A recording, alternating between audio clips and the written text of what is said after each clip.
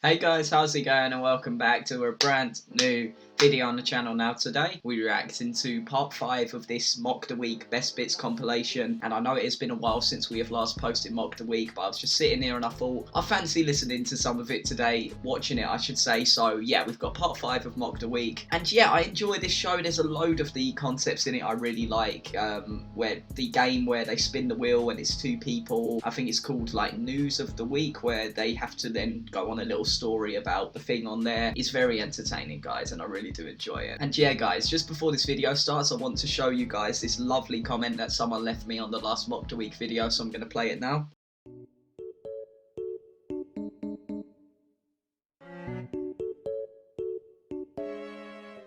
That's just amazing, isn't it? So thank you very much for that comment, Richard. I really do appreciate it. But no, guys, I hope you do enjoy this video, and if you have any more stand-up or shows similar to Mock the Week you want me to react to, let me know in the comments section. And without further ado, let's get into the reaction. And here we go, guys. Gag Theft Auto 5. Gag Test Auto. And Gary, so if you could make your way to the... And this is the one I was talking about in the intro. Challenge. I launched a wheel of news, and whoever chooses to stop, one of our performers will step forward and talk about that subject. Here we go. Whoever I think is the funnier. Okay, here we go. Let's spin the wheel. The first subject is education. Okay. Promise. A former teacher. Perfect. I used to be a teacher, actually. There you I was go. a maths teacher. I wasn't a very good one. But as I found out, it doesn't actually matter. You can get away with it for quite a while. But the problem is, you've Ofsted coming, you've got an Ofsted inspector in the back of your class. I've got to make sure I'm doing my job properly. Yeah? Got learning outcomes up on the board, Pythagoras and trigonometry flying all over the shop, knocking it out of the park. Kid in the front row's got a question, I'm straight in there. Yes, Timothy? How can I help you? And then he'd go, why are you being weird? So then I've got to convey to Timothy, without the inspector realising, that I am going to bloody end him. Yeah. Because of political correctness, all textbooks have got to be multicultural nowadays, which means that every single question in every single maths book has got to have a white kid and a black kid in it. Or a white kid and an Asian kid in it. Now, I don't know about you, but I wouldn't have wanted to hang out with a kid of another colour. If every time I met up with him, you wanted to do bloody maths. True. The questions you get in these textbooks are amazing. You get questions like, Philip thinks that the answer is 8. Dilip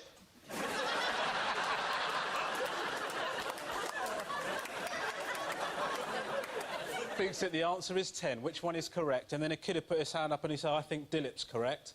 And I'd say, why? And he'd say, oh, because Asian kids are bods, aren't they?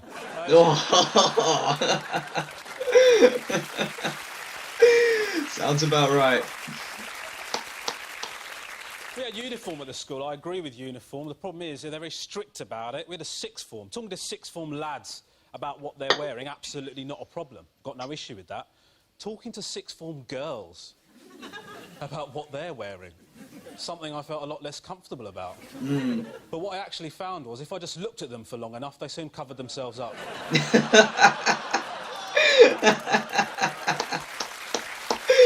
Oh, that's good. Okay, that leaves us with Gary. Let's see what... Come on, Gary, what's your topic going to be? Man, the subject is relationships. Okay. Oh, bloody hell. I thought they were going to go somewhere else with that.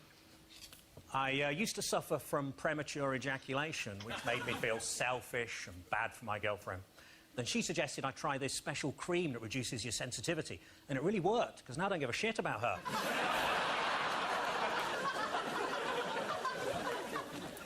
I bought a vegan friend of mine a fancy cookbook. Unfortunately, he said he couldn't accept it as it was leather-bound, which meant it was too heavy for him to lift. When I was a teenager, my mom always said, your bedroom's so messy, you'll never get any self-respecting girl to come back here. But luckily, they weren't the ones I was going after. Nice. Story of my life, I watched mate. the director's cut of a porn film. At the end, he actually fixes the washing machine. I was in a sex shop. I saw a dildo described as 9 inches long and realistic. I thought, well, which is it? The Archbishop Bishop of Canterbury. I'm just gonna pause it there because like there's such a contrast between the two. Like Ramesh was like, and I've said it in the other ones. Ramesh was going on a long story, and you sort of get caught up in it, and then like he hits you with the punchlines along the way. With Gary, it's just bang, bang, bang, bang, and some of them are good. That last one was very good, but yeah, it's just different styles, which is what this show is all about. But yeah, let's keep it going. Basically, the overall point I'm trying to make is that I'm enjoying it. Let's keep it going. He said he couldn't support gay marriage without first having a mandate. Honestly, if he's that bothered, I'll go out with him. Oh, mandate, got One it. time at a party, I chucked my car keys into a big bowl, and everyone just stared at me, and the trifle was ruined. I was watching a really weird porno the other day that was just a fat man crying and wanking at the same time. And then I realised I hadn't turned the telly on. Thank you very much, Gary. Okay, points for both of you. Yeah, exactly. Black Mirror. Yeah, points to both. Brilliant. Oh, what a start, guys. What a start. Now we come to scenes we'd like to see. So if everyone can make their way over to the performance area, please. I'll read out this week's topics and then we'll see what our panelists can come up with. Here we go. Okay, here we go. The first subject is things you wouldn't hear on a DIY show. Many people have written to us asking how you can make your house greener. Simple. Paint it green. And there it is, a perfect patio, and the police won't suspect a thing. No, don't bother putting the kettle on there. We'll crack on with the work straight away. That was The walls true. are plastered, and I'm a little bit shit-faced too, to be honest.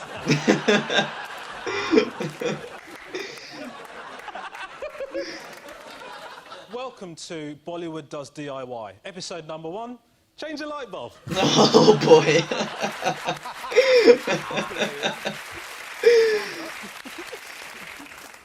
I'm Nick Knowles, and no matter how many DIY programmes I make, I'll never be as famous as my sister Beyonce.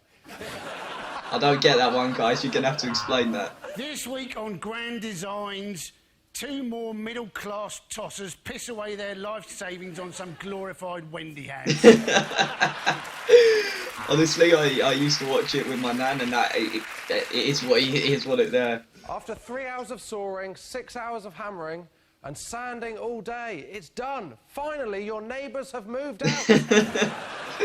Yeah. So for the best finish, rub vigorously up and down with a piece of sandpaper, but be warned, you may get a very sore penis. I knew it was leading to that, yeah. We've managed to double the price of this house in Middlesbrough. We put 20 quid in the biscuit tin. Hey.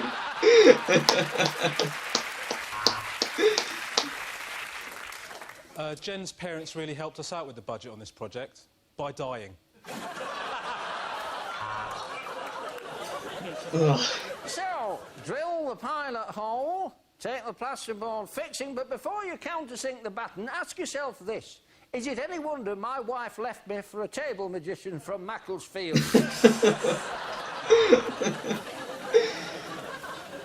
We sandblasted several layers of varnish off, but sadly, there was very little of the real Dale Winton left. Oh, I don't get that one either, guys. Explain one to me as well. This week, John from Peterborough successfully put a roll of wallpaper up himself, so we're taking him to hospital. What? We've got 24 hours to renovate Sharon's house. Let's start by smashing her back door. See, those are the sort of ones I like. Sarah Beanie has helped Andy convert his semi into a full boner. Well done, mate. Well done. Okay, the next topic is unlikely lines from a romantic novel. He gazed into her eyes and said, is it better with this lens or this lens? Godfrey looked behind the fridge. He was in luck. She was a slut.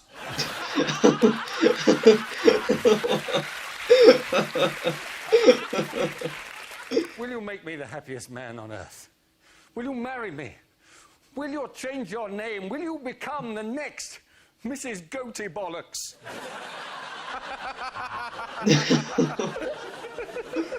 Yes, the Earth did move for me. I think they must have started fracking. As he looked into her eyes for the last time, he whispered in her ear, "Always remember, we'll always have the bins behind Morrison's." I'm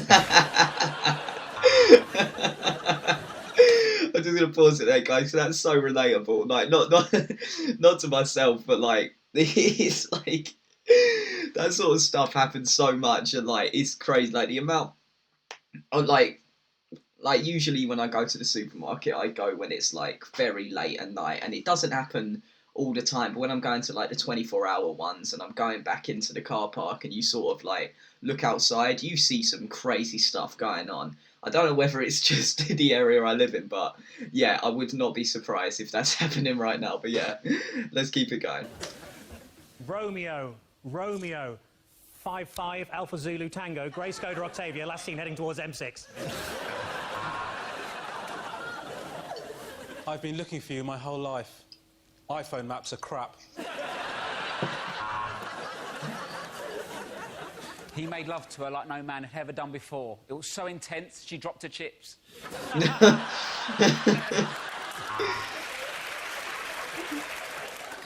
Fancy a coffee, she said.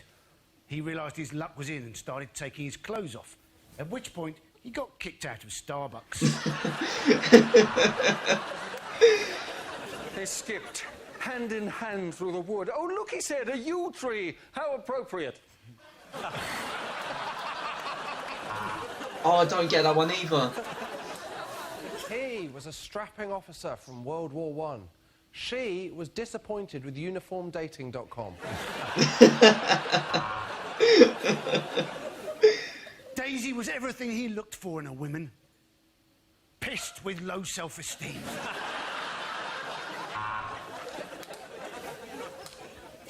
She danced as if no one was watching, but people were watching, and she looked like a twat.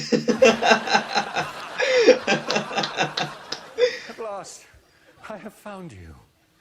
I have found you. Is it really you? Are you Wally?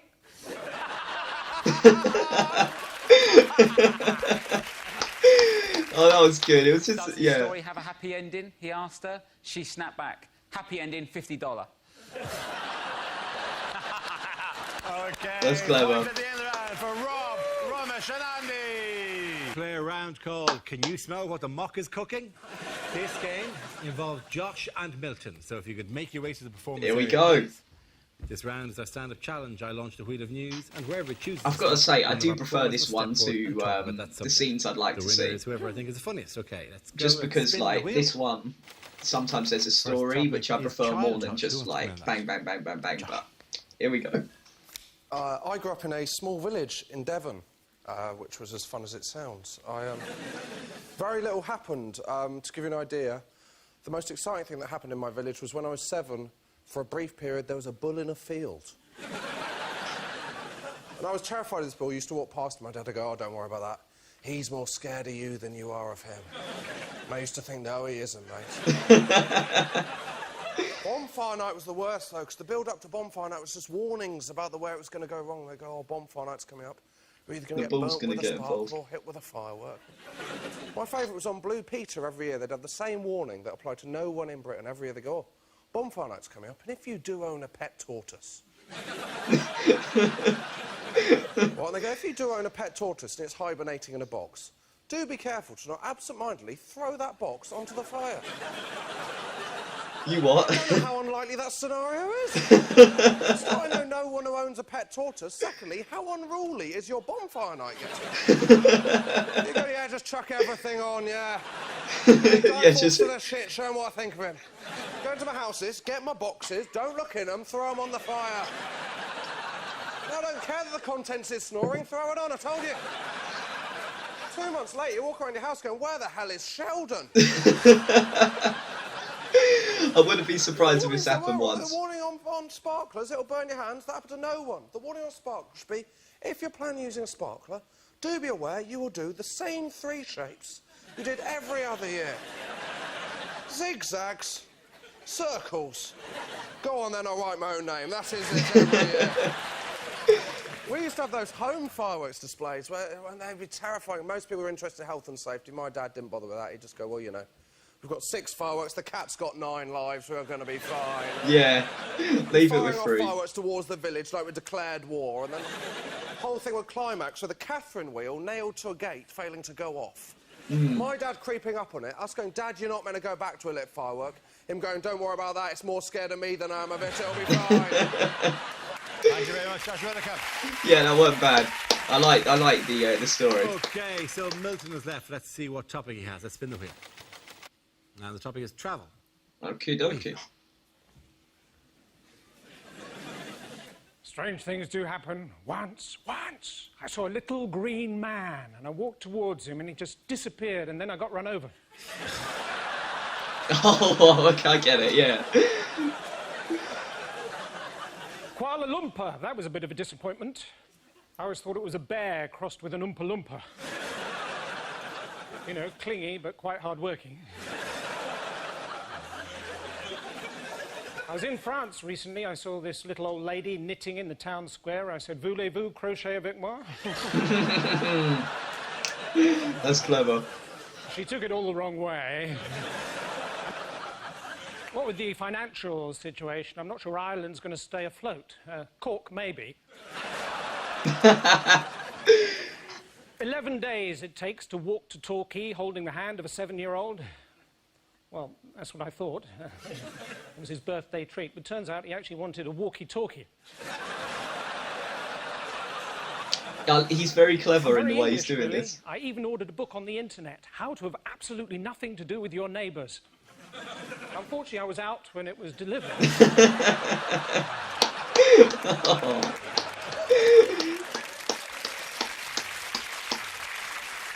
Well That was done. brilliant. That was brilliant. Go on back. How we come. Oh, guys, and that is the end of the video. That was very good. I know I said I preferred the story to the one-liners, but Milton, he was so clever with some of those. So, just trying to explain one. Voulez-vous, what was it? Voulez-vous coucher instead of coucher avec moi ce soir. Basically, voulez-vous coucher avec moi ce soir means, do you want to sleep with me tonight? And instead of coucher, yeah, it's very clever. But, no, guys, I hope you did enjoy this mock of the week. And if you want me to do part 6 of it, give the video a thumbs up. I appreciate it, but no, thanks for watching, and I'll see you guys later for the Taskmaster.